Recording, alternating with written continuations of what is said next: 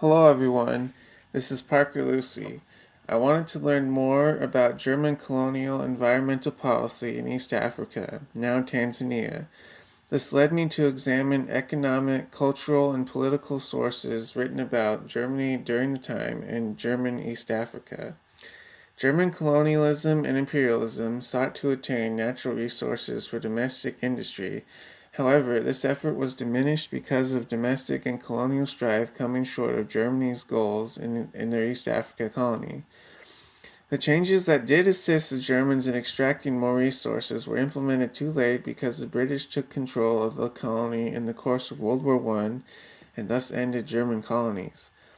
I supported this argument by examining secondary works by Thaddeus Sensuri, an active scholar in African colonial and post-colonial studies.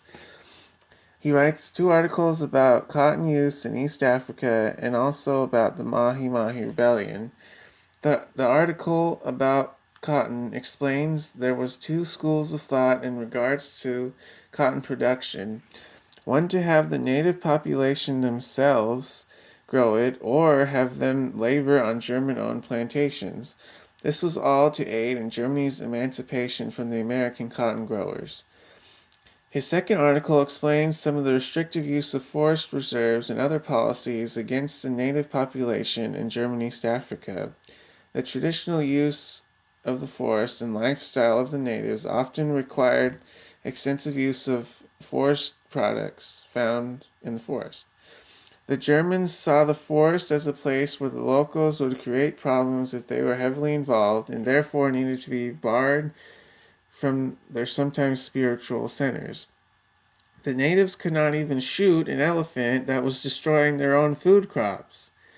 The pressures from the Germans on the native population contributed greatly to the Mahi Mahi Rebellion.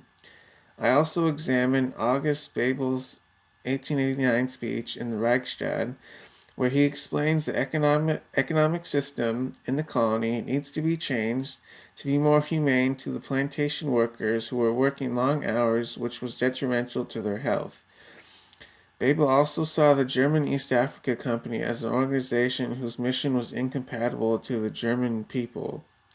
I also supported this argument with the use of other primary and secondary sources,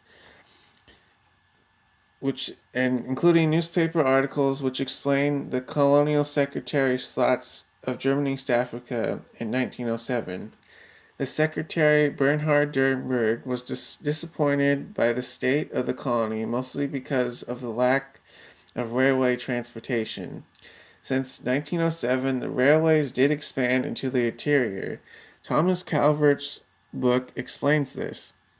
There was multiple rail lines going from the coast to inland areas, though, as stated before, these changes were made too late, as within almost 10 years the colony was under a new British flag and thus ended German colonies. Thank you, everyone.